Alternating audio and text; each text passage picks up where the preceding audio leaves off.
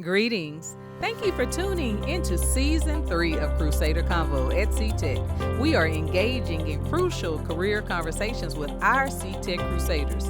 I'm your host, Dr. Threese, CTech Principal, where Crusaders engage in an expectation of excellence in all they do every day.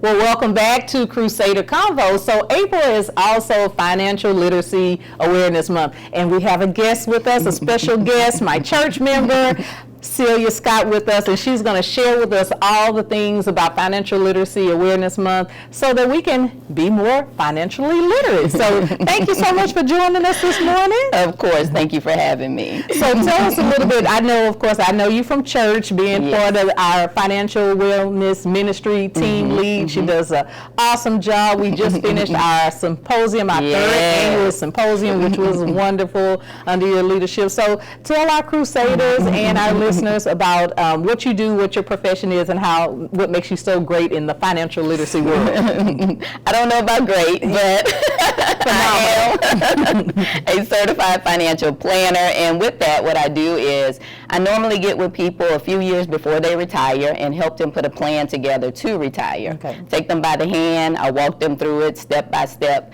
It's a scary process because people don't retire every day, and I usually tell them, hey, it's okay because I retire people every day.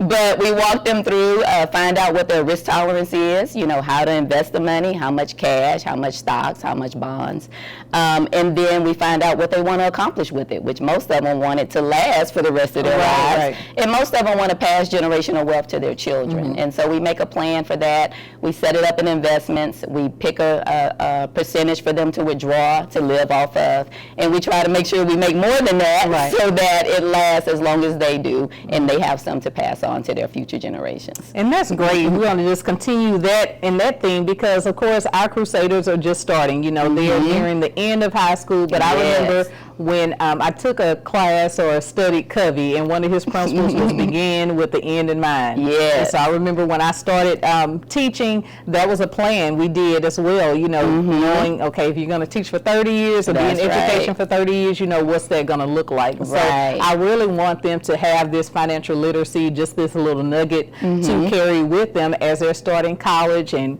being introduced to all types of things, maybe earning more money that they've had and everything, because some of our students are going to go straight into the workforce, making more than I know I did when I even finished my 4-year degree. So I'm so happy that you were able to come on so that you can lay that foundation for them. So I guess let's just start off tell us some of the mistakes that people make over and over, financial mistakes. Oh man, the biggest one is spending more than you earn.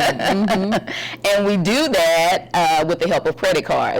So that is the biggest mistake by far that people make, is getting started with credit cards. So you should avoid the use of debt at all costs.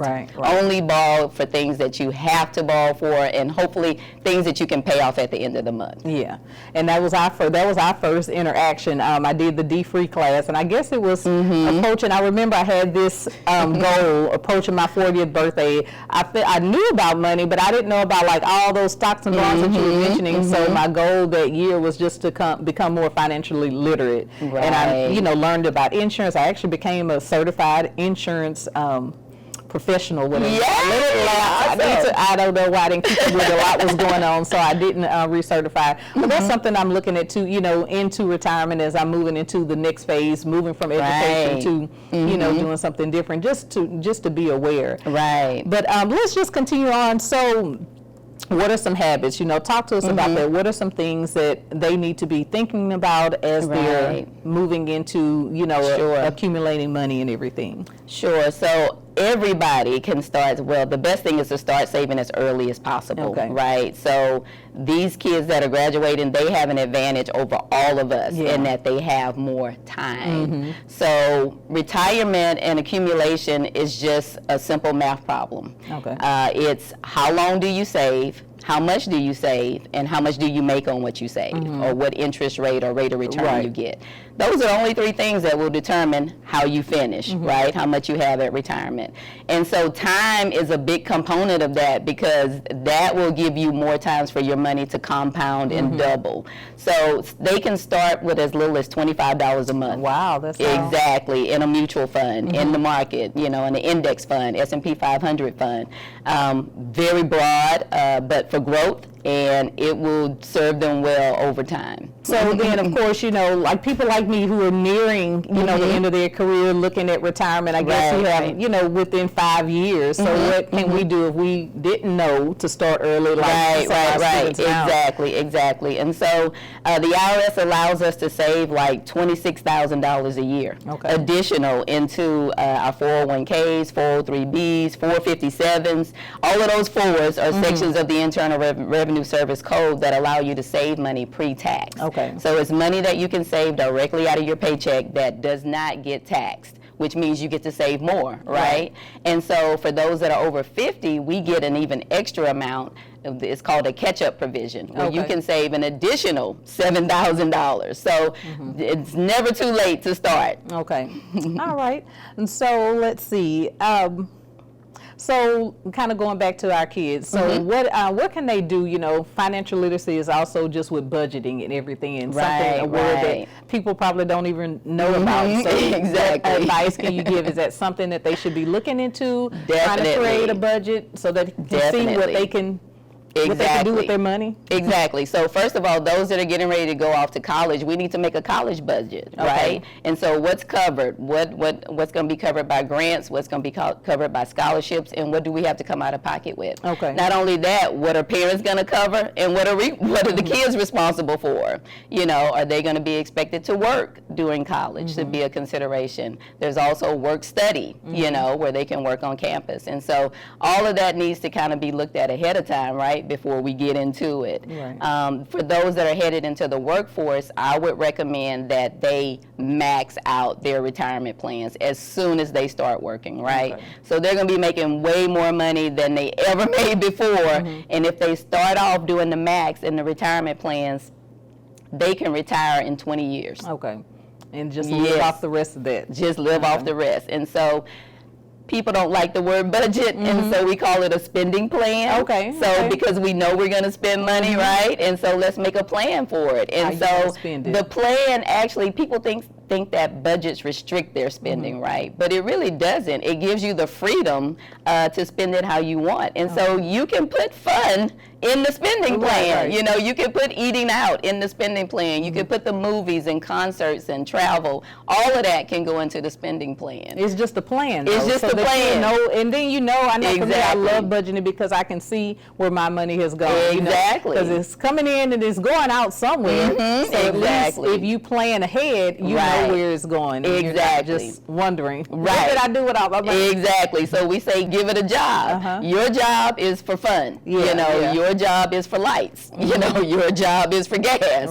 You know, so give every dollar a job. All right, Crusaders, y'all hear that? Give every dollar a job, because we know a lot of them, I mean, our welders, they're going to leave here making, you know, $50,000 or more. Bethel last year offered some of our students jobs starting at $55,000. Wow, that is awesome. So can you just imagine, you know, so every one of those dollars needs a job. So sign up for the 401k plan or the retirement plan as soon as you can. Max out 20%, starting off the back, don't turn back. So what if you're getting these jobs, because I know some of them, they may not have retirement with the job. So what would they do if they don't have retirement with the job? Is that they would come to talk to a professional like you to start a retirement plan? Or E-Trade, something simple. They can set up an IRA. Everybody who has W-2 income, who works and has an income, can do an IRA.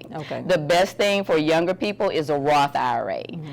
It's works just the opposite of the other retirement plans. So it's funded with after-tax money, so you get paid, right, on your paycheck. They take taxes out, and then you take it and you save it. But the best thing about it is whatever that grows to in the future, you don't have to pay any taxes on. Yes, exactly.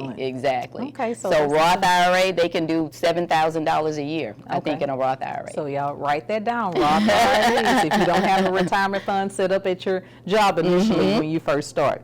And I know y'all have cosmetology as well, and some of them may be self-employed, start their own businesses. They can save even more in what's called a SEP. So a SEP IRA is for self-employed individuals, and they can save even more than that. Okay. So yes.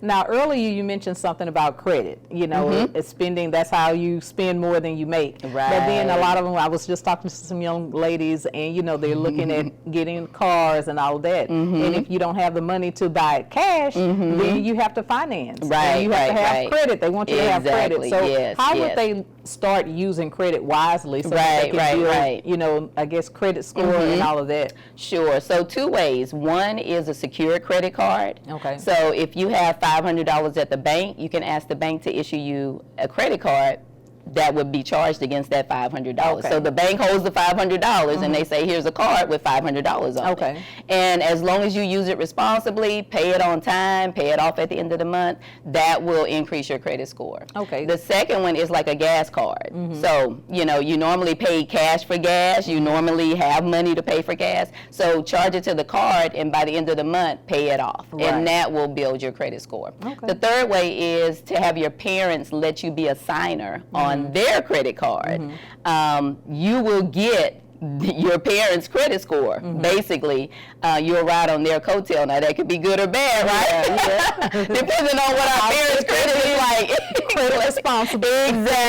Exactly. So if they add you on as a signer, then you will be, that credit card, the net history will show for you as well. Yeah, I know I did that for my daughters on, you know, some cards allowed them to do that. Initially, I didn't give them the card, or they had to ask, you know, to use it, especially going off to college and everything, you know, for emergencies, and it was my definition of an emergency. Not theirs. Exactly. Not I'm hungry. And I want Chick-fil-A. No, you better go to that dining hall. That's right. That's already paid for. Right. Because they have little points and exactly. Yes. So those are the best ways to start to build credit. All right. I know earlier, before we got on air, you were talking about the 4 categories. There's some categories for money. So tell us more about that. Exactly. So even though we think there are a million different things that we can do with money, there are basically only 4 things that we can do with money, and that's live, give, owe, and grow. Right? And so for most of us, that live part is the biggest part of our budget, because it's lifestyle, where we live, what we drive, what we eat, what we wear, you know, those things. So we want to try to limit those things so that we can put more towards giving, you know, to charitable causes, and growing. Yes. Now, we're always going to owe taxes, right? So as long as you have money, you're going to owe taxes. But we want to minimize that other owe, which is to owe debt. So we want to minimize debt and minimize lifestyle, maximize growth, and maximize giving. So we just passed tax day. Yes. And I know a lot of people have different conversations just about tax. And, you know, so talk to us about, you know, some people, they're looking forward to getting big refunds. Then other people, you have another group that's like, I just don't want to pay. Exactly. So how do you have that middle ground where you just break even? Like, I want to keep the most of my money, get it every paycheck, but I also don't want to have to pay at the end of the year. Exactly. So that goes back to your tax withholding, your W-4, how you fill it out at your job, right? So how many dependents you're claiming, how many exemptions you're claiming. So you want to make sure you're claiming the right amount, right? So most people don't realize when you say that I'm married, that's automatically claiming 2, right? So if you say married in 1, and you don't have a little one at home, you're not paying enough, right? Exactly. So you want to make sure you're doing the right filing status, right? Or if it's single, of course, that's the highest rate that they're going to take out.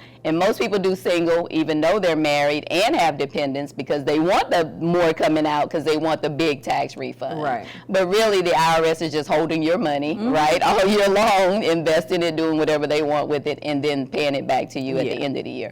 But some people, they have plans for that money, right? So it might be to go to a big bill, or it might be to do something fun with it, you know. But others, they want to make sure that they're just paying enough, right? To make sure, I just want to break even. Exactly. So make sure that your exemptions are correct. Okay.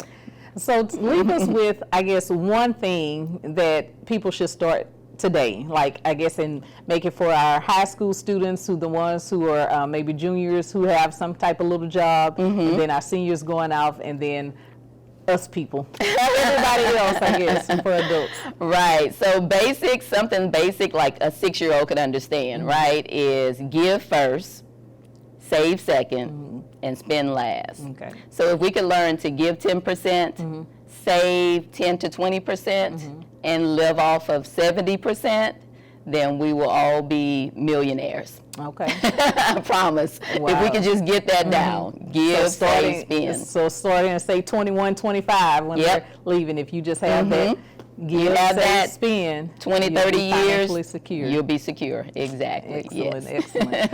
Well, thank you so much, but leave us if you have anything else that I didn't ask that you might want to share with the Crusaders. Let's see. So, I mean, just get out there and get it. You know, as soon as you have the opportunity to save in a employer-sponsored plan, get in it. Most of those plans have matching dollars, which is free money, right? So most 401k plans, they'll say if you put 6%, we'll match you 6%. That's awesome. But even if they don't match you, it's an awesome way for you to save money. Again, pre-tax. Start early, max it out as much as you can. I'd say 20% for these that are leaving and going straight into their fields. Max it out at 20%.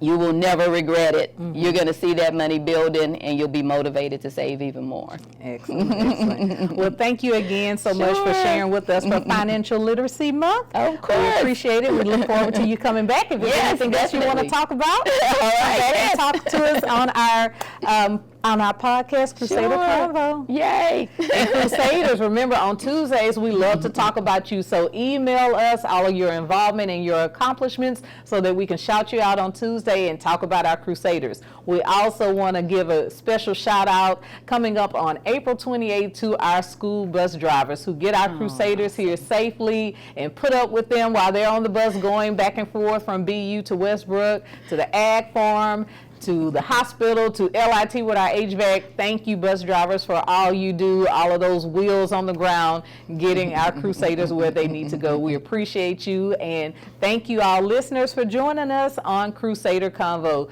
Continue to tune in for our other conversations with our Crusaders. Thank you.